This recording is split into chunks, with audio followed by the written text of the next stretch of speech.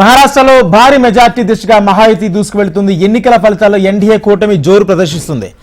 ఆధిక్యాల్లో magic figure 145ను దాటేసి భారీ విజయం దిశగా దూసుకువెళ్తుంది. ప్రతిపక్ష మహా వికాస్ ఆఘడి కూటమి కనీస పోటీ ఇవ్వలేకపోతుంది. మహారాష్ట్రలో మొత్తం 288 శాసనసభ స్థానాలు ఉండగా ప్రభుత్వాన్ని ఏర్పాటు చేసేందుకు 145 ఎమ్మెల్యేలు అవసరం. అయితే ఈసారి బీజేపీ ధమాకా విక్టరీ కొట్టింది. ఎన్నడూ చూడని విజయాన్ని తన ఖాతాలో వేసుకుంది. బీజేపీ 83% స్ట్రైక్ రేట్ను కైవసం చేసుకుంది. శివసేన షిండే వర్గం 65%, ఎన్సీపీ అజిత్ పవార్ వర్గానికి 63% స్ట్రైక్ రేట్ను గెయిన్ చేసుకున్నారు. మహారాష్ట్రలో సొంతంగా బీజేపీ 122 స్థానాల్లో ముందంజలో ఉండగా ఏక్నాథ్ షిండే వర్గం 57 స్థానాలు, అజిత్ పవార్ ఎన్సీపీ 37 స్థానాల్లో ముందంజలో కొనసాగుతున్నాయి. అయితే సీఎం పదవి ఎవరిని వరుస్తుందనే ఇప్పుడు మహారాష్ట్రలో హాట్ టాపిక్ గా మారింది. సీఎం సీటు బీజేపీకి అంటూ ప్రచారం జరుగుతుంది. మరోవైపు ఫడ్నవీస్ సీఎం అంటూ కార్యకర్తలు నినాదాలు చేయటం ఇంట్రెస్టింగ్ గా మారింది. సీఎం సీటును త్యాగం చేసేది లేదని షిండే వర్గం చెబుతుండగా మాకేం తక్కువంటూ అజిత్ పవార్ టీం కూడా సీఎం సీటుపై కన్నేసింది. కాగా ఈ నెల 26న మహారాష్ట్ర కొత్త సీఎం ప్రమాణ స్వీకారం కార్యక్రమం జరగనుంది. ఎల్లుండి బీజేపీ శాసనసభ పక్ష సమావేశం నిర్వహించనున్నారు. అదే రోజున బీజేపీ ఎల్పీ నేత ఎన్నిక ఉండనుంది.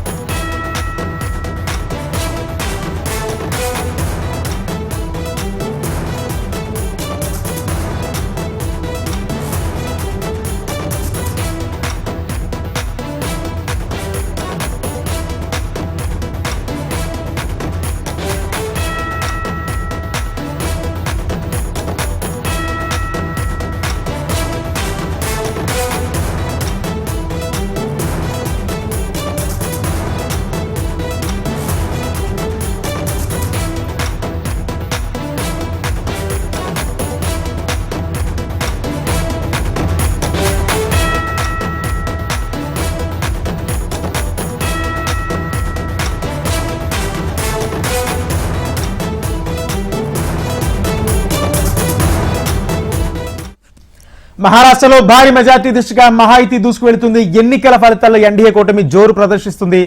ఆధిక్యాల మ్యాజిక్ ఫిగర్ 145ను దాటేసి భారీ విజయం దిశగా దూసుకువెళ్తుంది. ఇదే అంశానికి సంబంధించి పూర్తి సమాచారం మా ప్రతినిధి శ్రీనివాస్ లైవ్ ద్వారా అందిస్తారు. శ్రీనివాస్. ఎస్ రాజేంద్ర, బీజేపీ అధికారంకు ఖాయమని చెప్పి ఇప్పటికే తేలిపోయింది. దాదాపు కౌంటింగ్ అంతా కూడా చివరి అంకానికి చేరుకుంది. 288 అసెంబ్లీ స్థానాలకు గాను మ్యాజిక్ ఫిగర్ 145 మెజార్టీ ఉన్న పార్టీ ఫామ్ చేస్తుంది, ప్రభుత్వం ఏర్పాటు చేస్తుంది. అయితే 2.5 ఏళ్లుగా షిండే ప్రభుత్వం కొనసాగుతుంది. ఎన్డీఏ కూటమికి సంబంధించి మహాయుతి కూటమికి సంబంధించిన షిండే ప్రభుత్వం, ఏకనాథ్ షిండే ప్రభుత్వం కొనసాగుతుంది. అయితే ప్రస్తుతం అయితే బీజేపీకి ఏకంగా 120కి పైగానే స్థానాలు బీజేపీ కైవసం చేసుకుంది. అదేవిధంగా ఏక్నాథ్ షిండే వర్గానికి సంబంధించింది సుమారుగా 45 స్థానాలకు పైగానే కైవసం చేసుకుంది. ప్రస్తుతం అయితే ముఖ్యమంత్రిగా ఏక్నాథ్ షిండే సిట్టింగ్ సీఎంగా ఉన్నారు. అదేవిధంగా దేవేంద్ర ఫడ్నవీస్ ఉప ముఖ్యమంత్రిగా కంటిన్యూ అవుతున్నారు. అంతకుముందు దేవేంద్ర ఫడ్నవీస్ ముఖ్యమంత్రిగా కూడా పనిచేసిన అనుభవం ఉంది. అయితే ప్రస్తుతం అయితే ముఖ్యమంత్రి ఎవరు ఉంటారనేది ఇంకా ఖాయం కాలేదు. కానీ మరాఠ్వాడా, కొంత విదర్భ ప్రాంతాల్లో మాత్రం పూర్తిగా మహాయుతి కూటమి కానీ లేకపోతే బీజేపీకి సంబంధించిన శ్రేణులు కానీ ఫడ్నవీస్ పేరునే ప్రముఖంగా వినిపించేలా చర్చ జరుగుతుంది ముఖ్యమంత్రి స్థానం కోసం. అదేవిధంగా ఏక్నాథ్ షిండే వర్గానికి సంబంధించిన వారు ఏక్నాథ్ షిండే ఆయన పేరు ప్రపోజల్ చేస్తారంటున్నారు. మొత్తానికి అక్కడ పార్టీ సంబంధించి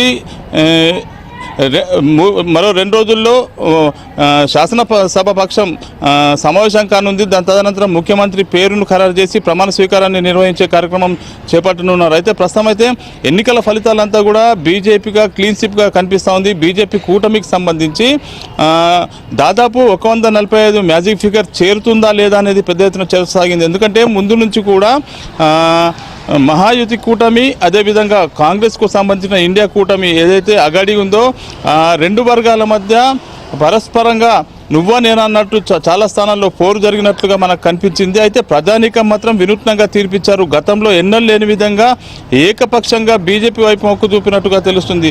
ముఖ్యంగా చూసుకుంటే ఆంధ్రప్రదేశ్ రాష్ట్రానికి సంబంధించిన ఉప ముఖ్యమంత్రి పవన్ కళ్యాణ్ పర్యటించిన విదర్భ కానీ మరాఠవాడ ప్రాంతాల్లో చాలా ప్రాంతాల్లో కూడా మెజార్టీ స్థానాల్లోనే బీజేపీ అభ్యర్థులు గెలుపొందారు. ప్రస్తుతం అయితే అన్ని ప్రాంతాల్లో కూడా చివరి అంకానికి ప్రస్తుతం కౌంటింగ్ అనేది చేరుకుంది. ఇక ఆదిలాబాద్, ఉమ్మడి ఆదిలాబాద్ కానీ నిజామాబాద్ జిల్లాకు సరిహద్దున ఉన్నటువంటి నియోజకవర్గాల్లో చూసుకుంటే కేలాపూర్, ఇది యవత్మాల్ జిల్లాకు సంబంధించి యవత్మాల్ జిల్లాలో 7 అసెంబ్లీ స్థానాలు ఉంటాయి. 7ట్లో దాదాపు 5 బీజేపీ కైవసం చేసుకున్నట్టుగానే చెప్తా ఉన్నారు.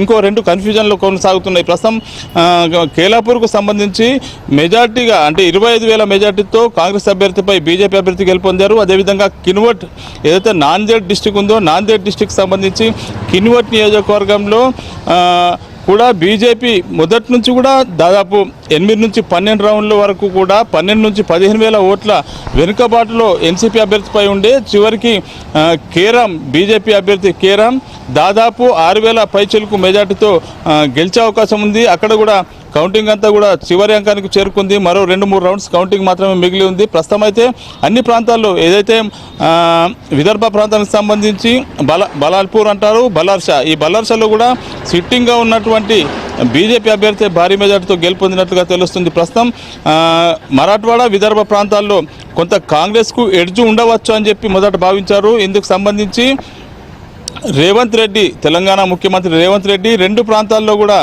పర్యటన చేశారు.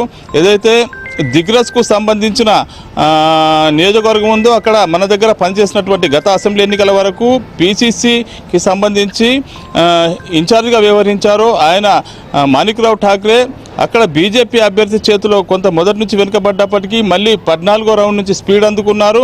దాదాపు 12,000 మెజార్టీని కొట్టేసి 1000 మెజార్టీకి తగ్గారు. అయితే మళ్ళీ కూడా బీజేపీ అక్కడ పుంజుకుంది. ప్రస్తుతం అయితే బీజేపీ అన్ని స్థానాల్లో క్లీన్ స్వీప్ చేసే విధంగా ఉంది. కాబట్టి ఖచ్చితంగా బీజేపీ ప్రభుత్వం ఏర్పడుతుంది. మరో 20 నుంచి 25 స్థానాల్లో ఇంకా కౌంటింగ్ కొనసాగుతున్నట్లు తెలుస్తూ ఉంది. ఒకవేళ ప్రస్తుతం అయితే తెలిసిన ప్రకారం 122 స్థానాల్లో బీజేపీ ఆధిక్యంలో ఉంది. ఇంకొక 20 స్థానాలు ఇంత ఆధిక్యంలోకి వస్తే ఖచ్చితంగా బీజేపీకి సంబంధించిన వ్యక్తే ముఖ్యమంత్రి అవుతారనే ప్రచారం మాత్రం సాగుతుంది. రాజేంద్ర.